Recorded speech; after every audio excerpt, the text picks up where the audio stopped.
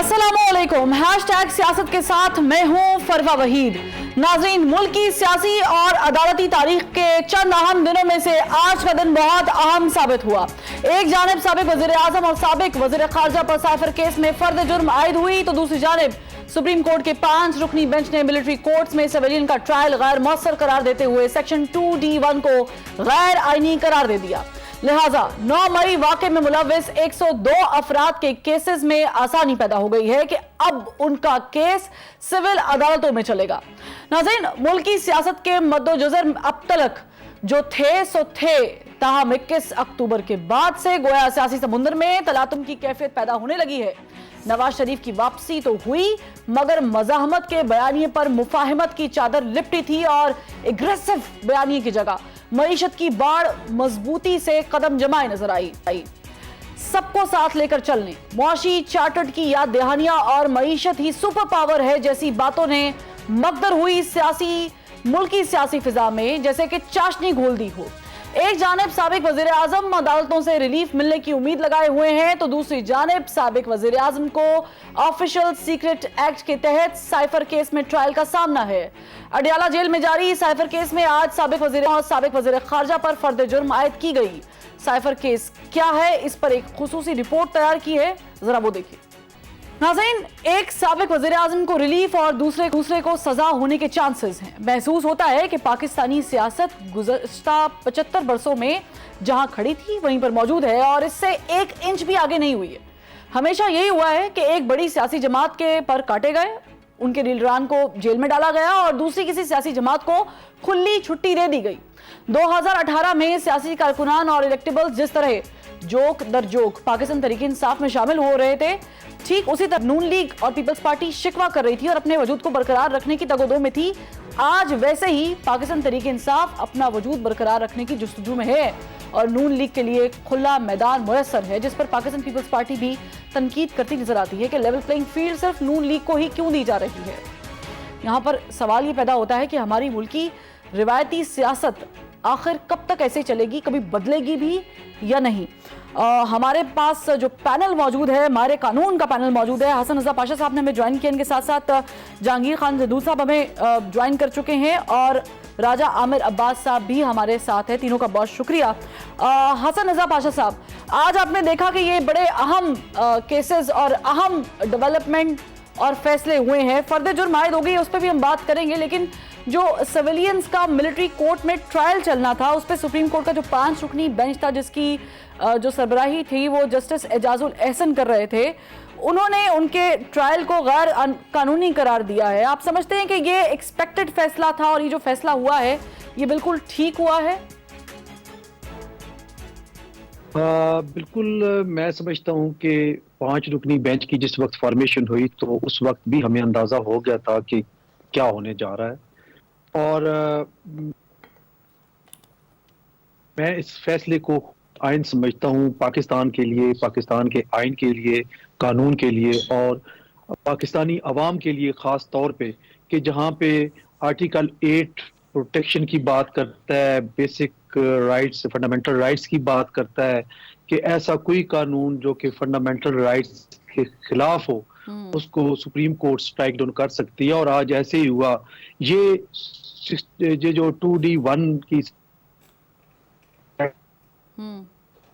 है, ये army act बनना तो उस वक्त नहीं थी, ये बाद में एक खान साहब ने, बड़ी इंटरेस्टिंग बात है कि अयूब खान साहब फील्ड मार्शल वो लेके आए दौरे अमरीत में इस अमेंडमेंट को, और आज उनका पोता वो जो कि बतौर जनरल सेक्रेटरी पीटीआई उसने ये पिटीशन फाइल की, आज उसी को उनके पोते ने अनडू करवा लिया सुप्रीम कोर्ट ऑफ पाकिस्तान से। ये भी एक बहुत बड़ी एक तारीखी हकीकत है और मैं समझता हूँ कि ये एक अच्छी बात है। हमारा पाकिस्तान बार काउंसिल का, जिसको मैं रिप्रेजेंट कर रहा हूँ, उस हवाले से डे 1 से ये स्टैंड था कि आर्मी कोर्ट्स में सिविलियंस का ट्रायल नहीं होना चाहिए और सिविलियंस का ट्रायल सिविलियन कोर्ट्स में होना चाहिए। ये जो अदालतें हैं अभी एंटी टेररिज्म एक्ट के तहत जो कायम की गई हैं, وہ فیصلہ کر سکتی ہیں اور میرا خیال ہے کہ یہ بہتر فیصلہ ہے. ٹھیک ہے، آپ کے نزدیک یہ بہتر فیصلہ ہوا. آپ نے ایک لفظ استعمال کیا حسن رضا پاشا صاحب کے فارمیشن جب اس بینچ کی ہوئی. جہانگیر صاحب، فارمیشن پہ ہی سوالات اٹھتے ہیں. جب کوئی بینچ فارمیٹ ہوتا ہے، بینچ تشکیل دیا جاتا ہے، تو جیسے کہ انہوں نے بتایا کہ یہ پہلے سے ہی ہمیں معلوم تھا اس کی فارمیشن کے بعد، تو آپ کو لگتا ہے کہ یہ جو فارمیشن ہوئی ہے بینچ کی، یہ ایکسپیکٹڈ فیصلہ تھا؟ اور چونکہ انہوں نے ذکر کیا ہے آج کے اس فیصلے کے اوپر جو ججمنٹ آئی ہے اس پہ اعجاز الاحسن صاحب نے ایک پوائنٹ اٹھایا تھا. انہوں نے کہا تھا کہ ملٹری کورٹس آرٹیکل 175 کے تحت قائم ہونے والی عدالتیں نہیں ہیں. اگر ایسا ہے تو 2015 کے جس کیس کا انہوں نے حوالہ دیا ہے، یعنی جو مینشن کیا ہے، اس میں بھی سویلین کے ٹرائل چلے تھے، تو اس کا کیا ہوگا؟ کیا وہ اس سے مطابقت رکھتے ہیں؟ بسم اللہ الرحمن الرحیم. بہت شکریہ. دیکھیں، بینچ کی فارمیشن تو اس لیے بنی ہے کہ اس میں سے جو 4 ممبر بینچ تھے، انہوں نے پہلے آلریڈی کیس سنا ہوا تھا، وہ کافی اس پہ آرگومنٹ ہو چکے تھے اور اٹارنی جنرل کے آخری آرگومنٹ رہتے تھے. اس وجہ سے محلے یہ دوبارہ، کیونکہ اگر زیادہ بندے اس میں اور ڈال دیتے تو پھر دوبارہ ری ہیئرنگ ہوتی شروع سے کیس کی. تو ایک اور دوسرا گورنمنٹ نے خود بھی اس کیس کو جلدی نپٹانے کے لیے آج ایک اور درخواست جو ہے وہ ڈالی، جس پہ بڑی وکیل صاحب کی بھی بڑی ان کو باتیں سننی پڑی کہ اپلیکیشن ڈال رہے ہیں اور جن کی وجہ سے اپلیکیشن ان کو ایفیڈیوٹ ساتھ نہیں ہے. تو میں حل اس درخواست میں کورٹ کے ذہن میں بڑے شکوک و شبہات پیدا کیے ہیں کہ یہ جو فیئر ٹرائل کا کانسیپٹ ہے یہ نظر نہیں آ رہا ہے اس میں. تو میرے خیال میں یہ گورنمنٹ نے خود اپنے پاؤں پہ جا کے کلاڑی ماری ہے کہ 9 بندوں کی درخواست ڈال دی جا کے کہ جی یہ بندے کہتے ہیں ہمیں یہ ٹرائل قبول ہے، یہ بڑا اچھا ٹرائل ہو رہا ہے، ہم بڑے کمفرٹیبل ہیں. تو اس وجہ سے میرے خیال میں بینچ کے ذہن میں ظاہر ہے وہ بھی آپ 64-65 سال، کسی کی 62 سال عمر ہے، تو آپ وہ سمجھتے ہیں سارے نظام کو بھی، سسٹم کو بھی، یہاں سے ہی ہو کے اوپر گئے ہیں. تو اس میں ایک تیزی کی یہ بھی وجہ ہے کہ انہوں نے خود جا کے اور پھر اس کا کوئی سیٹسفائی جواب بھی نہیں دے سکے کہ آپ نے ان بندوں کو ملے ہی نہیں ہے تو ان کی اپلیکیشنیں آپ نے کس طرح ڈالنی ہیں. اس کو یہ بھی نہیں پتا تھا کہ وکیل صاحب کو کہ اب اگر کوئی بندہ کسٹڈی میں ہے، کسی کی آرمی کی کسٹڈی میں ہے، تو اس کا ایفیڈیوٹ جو ہے وہ کس طرح سائن کرانا پڑتا ہے. ایز اے وکیل اس کو پتا ہونا چاہیے تھا اور وہ تیاری انہوں نے کوئی محل میں اس پہ نہیں کی. تو دوسرا اٹارنی جنرل صاحب جو ہے وہ آرٹیکل 8 سب آرٹیکل 3 پہ بھی کورٹ کو مطمئن نہیں کر سکے. تو obviously اس کا فیصلہ تو پھر یہی آنا تھا. اور یہ میرے حال میں پرسنلی سمجھتا ہوں کہ دیکھو ٹرائل سے تو کسی نے نہیں کہا کہ ٹرائل نہ کرے. تو یا تو ہمارے سول سسٹم پہ، وہ سول سسٹم اسی گورنمنٹ کا حصہ ہے نا، جو فیڈرل گورنمنٹ چاہتی ہے کہ سول کورٹ میں ٹرائل نہ ہو تو پھر سول کورٹوں کو سب کو ختم کر دیں. اگر سول کورٹوں پہ آپ کو اعتماد نہیں ہے تو پھر آپ سائفر کا ٹرائل تو آپ سول کورٹ میں کر رہے ہیں. اور یہ پک اینڈ چوز نہیں ہونی چاہیے. اگر ٹرائل بنتا ہے ملٹری کورٹ میں، ملٹری کا بندہ ہے تو اس کا کریں. اگر سویلین ہے اس کا ٹرائل نہیں بنتا تو یہ سپریم کورٹ نے بالکل ٹھیک فیصلہ کیا ہے. ٹھیک ہے، آپ بھی سمجھتے ہیں کہ سپریم کورٹ نے بالکل ٹھیک فیصلہ کیا ہے. راجہ میرے پاس اب یہ چونکہ ہم اس کا ذکر کر رہے ہیں تو اس سے پہلے بھی ریفرنس دیا گیا 2015 کا کہ کچھ سویلین ٹرائل جو ہے وہ ہوئے ہیں ملٹری کورٹس میں. آپ سمجھتے ہیں کہ یہ بالکل ٹھیک ٹائم تھا جو ججمنٹ ہوئی ہے اس کے بعد روایت چینج کی جائے گی؟ پہلے جس طریقے سے ملٹری کورٹس میں ٹرائل کرنے کی بات ہوتی تھی سویلینز کے یا جن کے ہوئے ہیں، یہ ان کے لیے بھی کوئی ریلیف ہو سکتا ہے ان فیوچر یا نہیں؟ یہ صرف جو آج کا معاملہ تھا، ابھی کا معاملہ تھا 9 مئی کے بعد، یہ اس حد تک محدود ہے؟ 2015 کی جس کا فیصلہ کر راولپنڈی کا جو بار کا ڈیسیژن، اس میں جو ایشو تھا وہ یہ تھا کہ انہوں نے ایک کانسٹیٹیوشنل امینڈمنٹ کی تھی اور اس میں ایک ٹائم پیریڈ رکھ دیا تھا. اس کو بعد میں ایکسٹینڈ بھی کیا گیا and by flux of time وہ کانسٹیٹیوشنل امینڈمنٹ ختم ہوئی. تو اب بھی یہی تھا کہ یا تو آئین میں کوئی ترمیم کی جائے اور انہیں کورٹ کنسیڈر کیا جائے اور یہ کیسز چلے. چونکہ آئین میں کوئی نہیں ہوئی تھی اسی لیے وہ جو 2000 کا فیصلہ ہے وہ بظاہر ریلیونٹ نہیں نظر آ رہا. آلدو ابھی ڈیٹیل ججمنٹ آئے گی تو لیٹ سی کہ اس پہ کیا آتی ہیں کیا نہیں آتی. اور جو آج فیصلہ ہوا ہے اس میں اٹارنی جنرل سے بڑے کلیئرلی جو کوسچنز کیے گئے انہیں آرٹیکل 8 سب کلاس 3 کی ڈیفینیشن پہ متوجہ رکھا کورٹ نے کہ ہمیں سیٹسفائی کہ کوئی بھی قانون جون سا ہے وہ فنڈامنٹل رائٹس کے خلاف نہیں ہو سکتا. آرٹیکل 4 آرٹیکل 10A یہ تمام چیزیں، یہ جو قانون ہے جو اس میں آرٹیکل 8 میں پارلیمان کو اختیار دیتی ہے کہ آپ فنڈامنٹل رائٹس کو سائڈ پہ رکھ کے قانون سازی کر سکتے ہیں، وہ صرف سب سی کے تحت کر سکتے ہیں. اور سی میں واضح طور پہ لکھا ہے کہ جی کہ وہ آرمی یا پولیس یا ان اداروں کی جو ڈسپلن سے متعلق چیزیں ہیں یا ان کی جو فرائض سر انجامی ہے اس میں اگر کوئی ایشو ہے تو اس کو ان کے ممبرز کی حد تک ٹیکل کرنے کے لیے یہ قانون سازی کی اجازت ہے. تو جس پہ انہوں نے کہا کہ کیونکہ یہ تو ممبرز کی حد تک آپ ہے تو اس پہ اٹارنی جنرل نے کہا کہ جی اگر اس کی اپنے فرائض کی سر انجامی میں کوئی مداخلت ہے تو پھر تو اس کو آرمی کورٹس میں کیس لے جایا جا سکتا ہے. جس پہ عدالت نے کہا کہ جی یہ تو خالی آرمی اس میں نہیں لکھا ہوا, اس میں تو پولیس کا بھی ذکر ہے. تو کل کو پولیس فرائض ہیں کہ اگر کوئی سگنل بریک کر دیتا ہے تو کیا جی یہ بھی اس کے فرائض کی سر انجامی میں مداخلت ہے یا کوئی اور افینس ہو جاتا ہے تو کیا اسے بھی ایسے ہی کورٹ میں لے جایا جائے گا, جس سے وہ کوئی سیٹسفائی نہیں کر پائے. اور الٹیمیٹلی کورٹ نے کہا کہ جی یہ جو 103 بندوں کا جو ٹرائل ہے یہ ان عدالتوں میں نہیں چلنا چاہیے. یہ جو اوفینسز ہیں یہ جب آپ کی سول جو اوفینسز ہیں اس میں یا کورٹس میں ان میں چلائے. اور کیا وجہ ہے کہ جی یہ آپ چلا رہے ہیں ادھر, کیونکہ جو آپ آرٹیکل 175 کی بات کر رہی ہیں فارمیشن آف کورٹ, تو کیا یہ اس کے زمرے میں جس پہ خود اٹارنی جنرل صاحب کا کہنا تھا کہ یہ اس کے تحت بنی ہوئی کورٹ ہی ہے. تو آرٹیکل جو بعد میں آیا 18th امینڈمنٹ کی شکل میں, اس میں تو کلیئرلی لکھا ہے کہ جی ڈیو پروسیس آف لا اور فیئر, تو یہ تو پہلے نہیں تھا. تو ان تمام چیزوں کو مد نظر رکھتے ہوئے کورٹ اس نتیجے پہ پہنچی کہ یہ اب اس میں جو ایشو آ رہا ہے وہ ہے کہ ایک جج صاحب نے ابھی اپنا فیصلہ یہ تو کہہ دیا کہ 103 جو افراد ہیں یہ ملٹری کورٹس میں بالکل ان کا ٹرائل نہیں ہو سکتا, بٹ ایٹ ٹائم جو فیصلے کی پیرا 1 ہے اس میں انہوں نے اس کو 2(1)(d) کو ultra vires to the constitution کہہ دیا ہے. تو اس پہ انہوں نے ججمنٹ ریزرو کی ہے کہ جی میں اس پہ دوں گا کہ whether it is ultra virus اور ناٹ. اور وہی تھوڑا سا ایسا ایشو ہے جس کو میں سمجھتا ہوں کہ اب دیکھنا ہے کیا کیسے ٹیکل کیا گیا کہ اگر کوئی شخص ایسے کسی اوفینس میں انوالو ہے کہ وہ ان کے ساتھ اس کا نیکسس جو سا ہے وہ کسی آرمی کے آفیسر کے ساتھ یا کسی ملک دشمن کے ساتھ ایسا ہے, یا وہ بالکل ان چیزوں کو مانیٹر کر رہا تھا, اسپونیچ کر رہا تھا, یا اور ایشو یا کوئی ایسی سیبوٹاج کی ایکٹیویٹی میں ہوتا ہے ان کنائنس وچ, تو ایسی سچویشن میں کیا ہوگا. تو یہ وہ تمام چیزیں ہیں کہ جو اب ڈیٹیل فیصلہ آنے کے بعد ہی صحیح, یعنی ڈیٹیل فیصلہ آئے گا تو بہت ساری چیزیں ظاہر ہے کہ ڈی کوٹ ہوں گی اور دوبارہ سے یہ زیر بحث آئے گا. لیکن پاشا صاحب یہ بتائیے گا کہ اب یہ فیصلہ تو آ چکا ہے, کیا اس فیصلے کے خلاف کوئی گنجائش ہے؟ چونکہ ظاہر ہے کہ آپ لوگ قانونی ماہرین ہیں تو آپ سے یہ رائے جان رہے ہیں, ہم تو اس کو سیکھنے کی کوشش کر رہے ہیں کہ کیا اس فیصلے کے خلاف کوئی اپیل میں جا سکتا ہے؟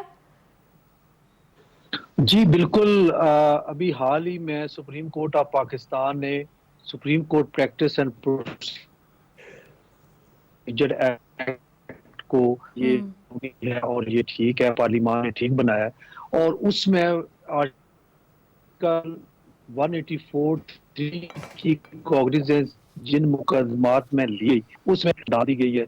تو متاثرہ فریق یقیناً اگر وہ چاہیں, اگر ان کو ایڈوائز کیا گیا ہو تو وہ پھر اپیل فائل کر سکتے ہیں, جو کہ یہ جو معزز جج صاحبان 5 کی تعداد جن کی تھی یہ اس میں ایکسکلیوڈ ہوں گے, اور جو باقی ججز رہ گئے لارجر بینچ بنے یہ سارے 10 بیٹھے یا 12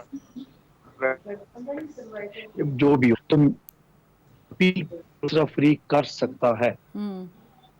ٹھیک ہے, یعنی آپ کہہ رہے ہیں کہ اس پہ اپیل پہ جایا جا سکتا ہے. جہانگیر جدون صاحب لیکن کوئی جائے گا اپیل میں؟ کیونکہ یہ ایک پوائنٹ ہے بالکل, جیسے کہ عامر عباس صاحب نے بھی ڈسکس کیا ہے کہ اگر کوئی نیکسس ملوث ہوتا ہے, کوئی ایسا فرد یا ایسا کوئی نام, اس کو پھر اسکروٹنی کرنا بڑا ضروری ہے. کیونکہ ابھی تو یہ فیصلہ آ رہا ہے اور ہمیں لگ بھی رہا ہے کہ فیصلہ بالکل ٹھیک ہے, ملٹری کورٹس میں ٹرائل نہیں ہونا چاہیے سویلینز کا, ان کے لیے سول عدالتیں ہوتی ہیں. لیکن کوئی اس آڑ میں بچ جائے تو پھر اس کا بھی الزام جو ہے وہ ظاہر ہم اپنے سسٹم پہ ڈالیں گے. تو آپ سمجھتے ہیں کہ یہ بڑا ایک تکنیکی پوائنٹ ہے جس کو ڈسکس کرنا بڑا ضروری ہے؟ جی اس میں دیکھیں نا رائٹ آف اپیل تو ود ان 30 days جو ہے وہ اپیل ظاہر ہے جو فیڈرل گورنمنٹ ہے اگر وہ گریوڈ ہے اس آرڈر سے یا منسٹری آف ڈیفینس جو ہے اگر گریوڈ ہے اس آرڈر سے تو 2(1)(d) کی انٹرپریٹیشن ہو سکتی ہے اپیل میں ہو جائے گی کہ واقعی کیونکہ پچھلے جو پی ٹی آئی کی گورنمنٹ ہے اس میں تقریباً 25-26 لوگوں کا جو ہے وہ سویلین کا ملٹری ٹرائل انہوں نے کیا اس وقت تو پھر یا تو کوئی پٹیشن ہی لے گیا یا سپریم کورٹ وہاں پہ خاموشی دکھائی ہے. تو اس میں یہ ہے کہ جس طرح آپ لوگ سویلین جو ہے وہ دہشت گردی میں انوالو ہے یا کسی ایسی فنس میں انوالو ہے جس میں انہوں نے کسی آرم جو پرسنل ہے اس کے ساتھ مل کے کوئی کام کیا ہے تو اس پہ شاید سپریم کورٹ جو ہے پھر کوئی اس کی انٹرپریٹیشن کر دے کیونکہ اگر اس کو بالکل کانسٹیٹیوشن کو یہ 2(1)(d) کو اڑا دیا گیا تو پھر اس میں تھوڑا سا اس سائڈ پہ پرابلم پیدا ہو سکتے ہیں کہ کل کو کوئی بندہ آرمی کے اندر سے مل کے کوئی کنسپریسی کرتا ہے یا کوئی ویجنگ آف دا وار یا اس طرح کا سویلین جو ہے انوالو ہوتا ہے تو اس کا پھر جو ہے وہ سبجیکٹ ٹو آرمی ایکٹ ویسے تو بھی اگر 2(1)(d) تو پھر وہ سبجیکٹ ٹو آرمی ایکٹ ہے تو اگر یہ نکال دی گئی شیک اس کو الٹرا واری کرا دیا گیا تو پھر تو کوئی بھی بندہ جو ہے سوائے آرمی کے یا جو سویلین آرمی کے اندر کام کر رہے ہیں they are subject to army act ان کے بغیر پھر جو ہے آرمی ایکٹ کسی پہ نہیں لگے گا. تو اس پہ ہو سکتا ہے ڈیفینیٹلی فیڈرل گورنمنٹ یا جو منسٹری آف ڈیفینس وہ بھی فیڈرل گورنمنٹ ہی ہے تو میرے خیال میں اپیل میں جائیں گے اور اپیل کے میں آپ کو لگتا ہے کہ اپیل میں جائیں گے؟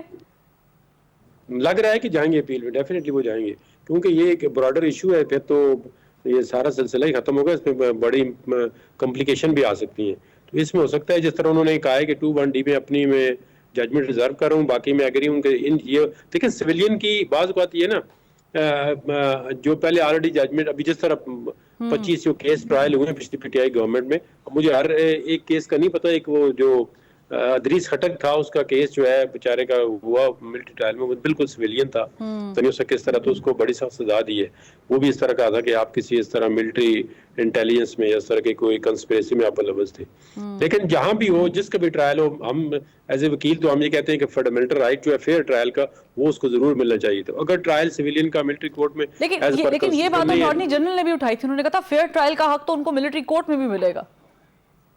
نہیں ملٹری کورٹس میں دیکھیں نا بندوں کا پتہ ہی نہیں ہے کب ٹرائل شروع کیا ہے. پہلے انہوں نے ٹیکنگ آ کے دیکھ کے گئے جی ہم ٹرائل نہیں شروع کریں گے. آج انہوں نے کل ایک لسٹ تھما دی جی کہ ہم نے تو ٹرائل یہی تو چیزیں میں نے کہا انہوں نے خود کا اپنا کیس خراب کیا. اب آرڈر ٹیکنگ اگر دے دی تھی آپ نے تو تھوڑا صبر کر لیتے یا کہتے جب ٹرائل شروع نہیں ہوا ہے آپ اجازت دیں تو ہم ٹرائل شروع کریں یا اس کا کیس فیصلہ کر دیں ہم ٹرائل شروع کریں.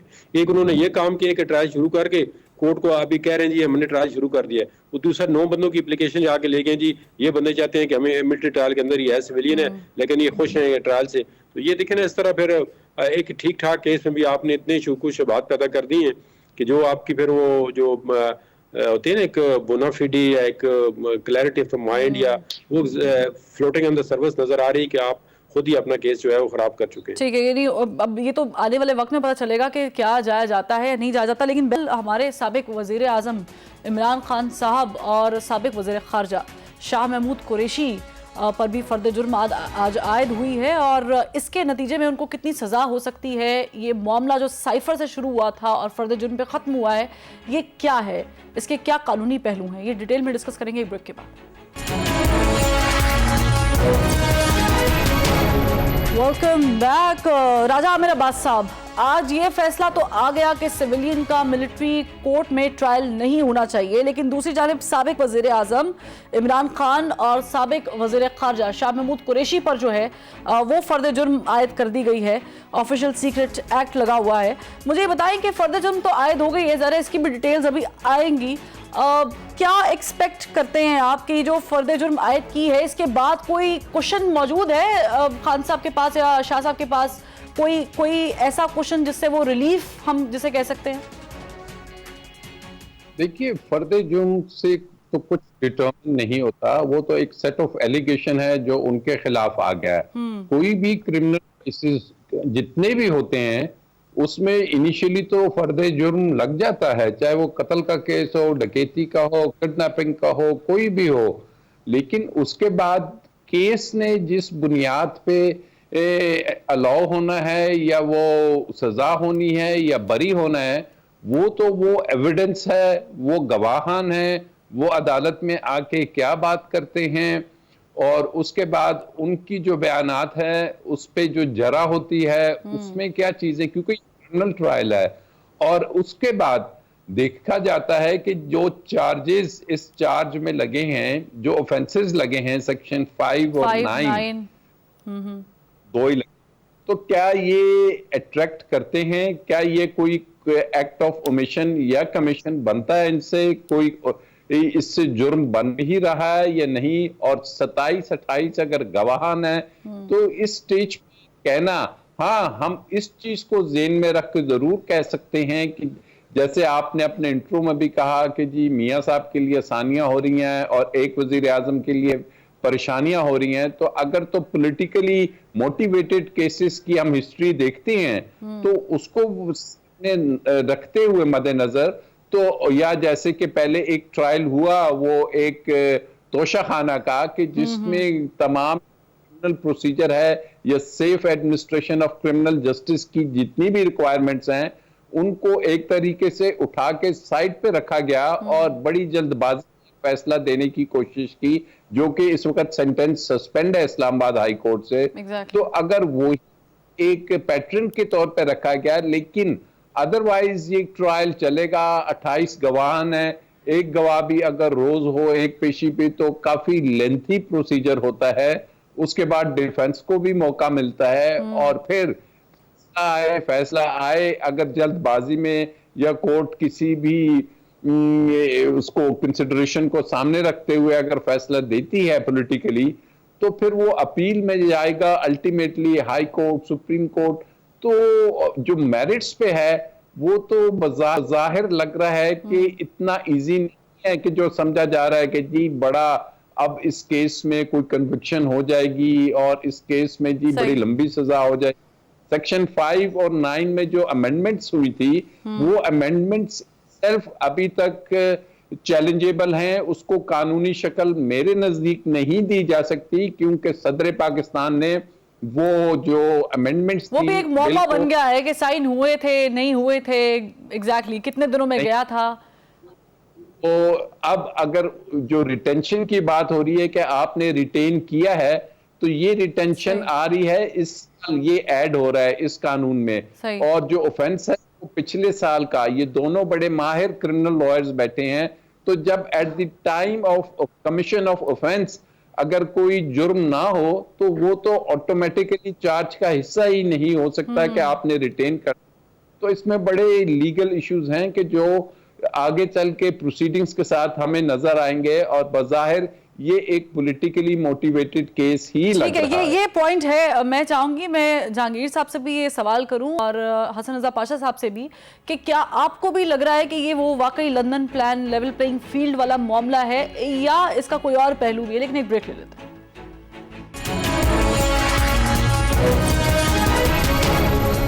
Welcome back. حسن رضا پاشا صاحب فرمائیے گا, اعظم خان کا بیان بڑا اہم تھا, وہ ریکارڈ ہوا مجسٹریٹ کے سامنے, اس کے علاوہ اور بھی دیگر گواہان ہیں, 28 گواہان بتائے جا رہے ہیں, ظاہر ہے کہ ان کو دوبارہ طلب بھی کیا گیا ہے. اس کے علاوہ عمران خان صاحب کے خلاف ہم نے انہی کی پارٹی کے متعدد لوگوں کے انٹرویوز بھی آن ریکارڈ دیکھے, جس میں عثمان ڈار بھی ہیں, جس میں پریس کانفرنس بھی ہوئی ریسنٹلی فاروق حبیب صاحب کی. آپ سمجھتے ہیں کہ یہ ایک پولیٹیکل ریونج ہے یا یہ واقعی کچھ بنیادی مواد ہے جو ملا ہے جس کے اوپر اب خان صاحب کے اوپر سختی ہو سکتی ہے؟ میں سمجھتا ہوں کہ پی ٹی اے کے ہیں, مثلاً سائفر کے معاملے پہ انہوں نے بہت اچھا کھیلا. یہ کھیلا لفظ میں اس لیے استعمال کر رہا ہوں کہ انہوں نے خود یہ اصطلاح یوز کی اعظم خان سے بات کرتے ہوئے, آڈیو لیک میں آپ نے بھی سنا, ہم نے بھی سنا. اچھا وہ کھیلے تو بہت اچھا, لیکن ادھر سے جو اس کے جو کانسیکوینسز ہیں پینل کوڈ کے حوالے سے یا آفیشیل سیکرٹ ایکٹ کے حوالے سے, وہ انہوں نے ان سے سکپ ہو گئے یا ان کو کسی نے بتایا نہیں کہ یہ بھی آپ قابل گرفت ہو سکتے ہیں. اب انہوں نے لہرایا بھی, اب یا تو وہ کہیں کہ وہ سائفر نہیں تھا تو پھر وہ اپنے آپ کو سچا ثابت نہیں کر سکتے सकते, सदीक नहीं कह सकते, वो फिर वो झूठे हुए कि नहीं वो साइफर। और अगर वो कहते हैं कि साइफर था तो फिर इस अंदाज में एक ऐसे डॉक्यूमेंट को पब्लिकली सामने लेके आना, उनके कंटेंट्स को, तो ये एक जो नॉर्म्स और वैल्यूज हैं उनके भी खिलाफ है और वो ऑफिशियल सीक्रेट एक्ट के जुमरे में आता है। ये है कि जो जहां तक आप इनके के अब स्टेटमेंट्स दे रहे हैं, इंटरव्यूज कोई कुछ कर रहा है, और तो उनके जो स्टेटमेंट्स हैं उनके इस केस पे कोई असर नहीं है अनटिल एंड अनलेस उनका नाम कैलेंडर ऑफ विटनेस में शामिल ना हो। अब जो 28 या 27 बंदे, लेकिन यहाँ पे मतलब मुझे एक छोटा सा सवाल करने की इजाजत देंगे, क्योंकि जब ये साइफर वाला मामला हुआ था, साइफर लहराया गया था, तो उस पे उस वक्त की ऑपोजिशन जो थी वो कहती थी कि ये तो एक कागज है, इसमें तो इसका कोई ताल्लुक नहीं है और ये सिर्फ एक बयानिया गढ़ा गया। चले ये तो साबित हो गया इस बात से कि साइफर तो था, अलबत्ता उसमें साजिश का लफ्ज इस्तेमाल नहीं था। ये साबिक सफीर ने भी कहा है, ये तो आजम खान ने भी ऑन रिकॉर्ड कहा है कि उसमें साजिश या कोई इस तरह की मुदाखलत का जिक्र नहीं था, लेकिन साइफर था।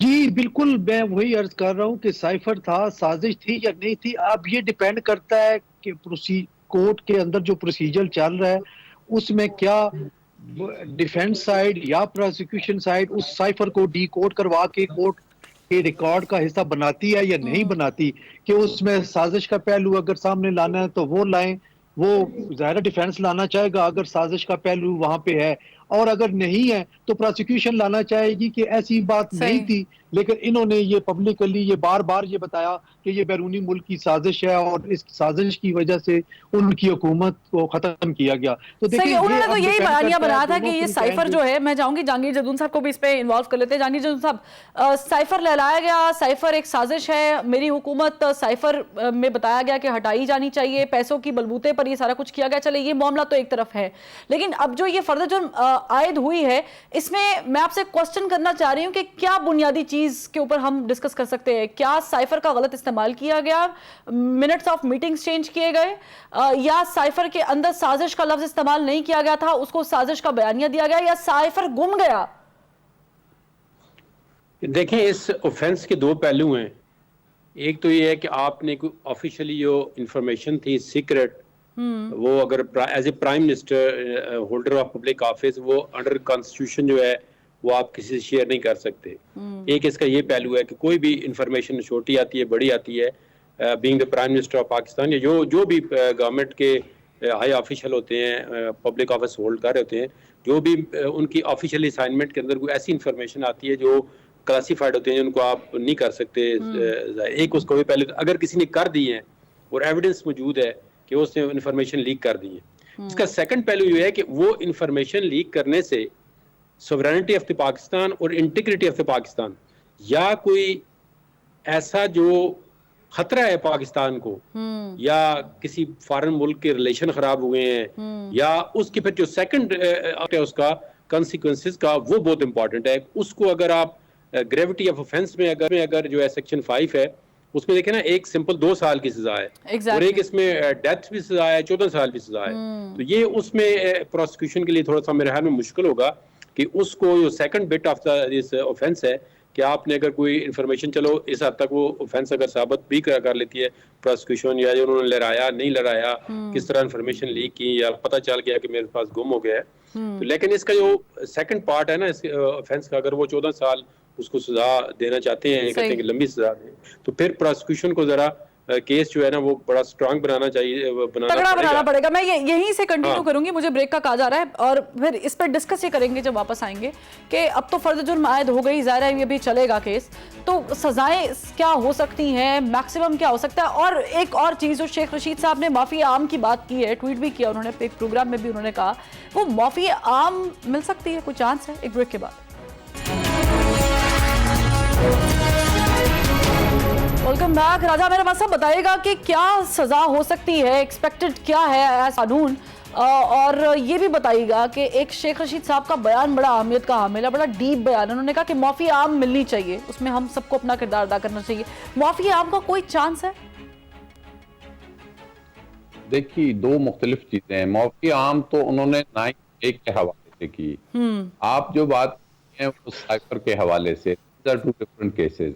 अब साइफर के हवाले से आपका कहना है कि जी क्या सजा हो सकती है कानून के मुताबिक, तो मेरे नजदीक जो मैंने इस केस को स्टडी किया है, कानून के मुताबिक इसमें किसी किस्म की कोई कन्विक्शन पॉसिबल नहीं है। अच्छा। कोई सजा नहीं हो सकती, क्योंकि जैसे अभी कहा कि जी कोई इंफॉर्मेशन वो उन्होंने लीक की है। देखिए, अगर प्राइम मिनिस्टर का आप ओथ देखें तो उनके ओथ में है कि वो कोई ऐसी इंफॉर्मेशन आवाम को नहीं बताएंगे अनलेस एंड अनटिल के वो समझते हैं कि ये जरूरी है। तो ये डिस्क्रिशन पावर उस ओथ के तहत प्राइम मिनिस्टर के पास ही हासिल है। फिर नंबर 2 उसमें यह है कि जी अगर ये क्लासिफाइड डॉक्यूमेंट था तो इस डॉक्यूमेंट को डी क्लासिफाई कौन करेगा? ऑब्वियसली कोई अदालत नहीं करेगी, कोई पंचायत नहीं करेगी, इसको हुकूमत करेगी और कैबिनेट करेगी। वहां से भी डी कोड हुआ, फिर क्या इसको रिटेन किया, तो ये साबित करना बहुत मुश्किल है कि जी वजीर आजम की टेबल पे अगर कोई डॉक्यूमेंट दिया जाए तो उसका एक प्रोसेस होता है। वो ये नहीं होता कि जी वजीर आजम की रिस्पॉन्सिबिलिटी बन जाती है, फिर तो वो आजम खान की रिस्पॉन्सिबिलिटी बनेगी। और जो के चार्ज की बात हो रही है तो उसमें तो कहा जा रहा है कि ये फॉरेन मिनिस्टर ने दिया था। और शाह महमूद कुरैशी साहब ने ये कहा भी, ऑन रिकॉर्ड जलसे से खिताब करते हुए भी कहा था कि मैंने इमरान खान साहब को उनकी अमानत दे दी है।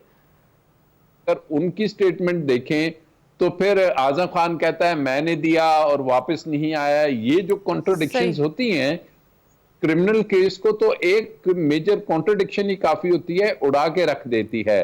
और उसके बाद के जी ताल्लुकात की बात है या कोई ऐसी चीज हुई तो वो एविडेंस से साबित करना है ना, आपके पास क्या एविडेंस है? जैसे कि जहांगीर जदून साहब ने भी कहा कि ये थोड़ा सा तगड़ा काम करना पड़ेगा, ये मुश्किल है। बात है ये तगड़ा इसी हद तक होगा कि पॉलिटिकली मोटिवेटेड केसेस की लिस्ट में एक और केस का इजाफा होता हुआ नजर आ रहा है। सही है, मैं फर्जन पूछ लेती हूँ आपकी इस बात से, मेरे पास वक्त की किल्लत है। जहांगीर साहब, आप इससे मुत्तफिक हैं? नहीं, अभी देखें ना, मैंने जिस तरह आपको पहले बताया है, अभी आजम खान का जहाँ तक तल्लक है तो उनका देखें ना, वो पहले तो उन्होंने उनके लवाकिन जो है जो उन्होंने FIR करा दी कि वो तेरसे से गायब है। अगर आप इस तरह केस को प्रोसिक्यूशन सपोर्ट करेगी तो फिर अगर उन्होंने कुछ सजा भी दे दी ना तो वो कानून की नजर में या जो हम लोग बैठे हुए हैं हमारी नजर में ये जरूर शुकूक शुबात पैदा होंगे। आप फेयर ट्रायल करें, आपकी नजर में भी शुकूक शुबात बढ़ गए, बनती है देनी बनती बरी करें। पाशा साहब,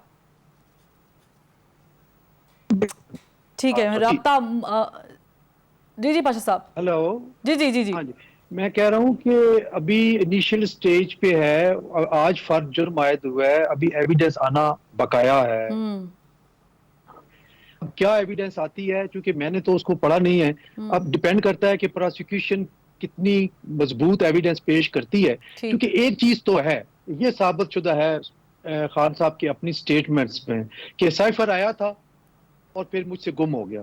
सही है, ठीक है, बहुत शुक्रिया हसन रज़ा पाशा साहब, आपका भी बहुत शुक्रिया। जहांगीर जदून साहब, आपका भी बहुत शुक्रिया। और रजा अमीराबाद साहब, बहुत शुक्रिया। नाज़रीन, पाकिस्तानी मुल्की सियासत में हमेशा से ऐसे ही होता है, एक को रिलीफ मिलता है तो दूसरे को तकलीफ। आज भी हम वहीं पर खड़े हैं जहां पर रिलीफ और तकलीफ बैक वक्त मगर दो मुख्तलिफ सियासी शख्सियात को मिल रही हैं और दी जा रही हैं, लेकिन इसका एंड और अंजाम अगर पाकिस्तान के हक में ना हुआ, खुदा न ख्वास्ता, तो हमारे लिए ये बड़ा नुकसानदेह साबित होगा। कल फिर मुलाकात करते हैं। अल्लाह हाफ़िज़।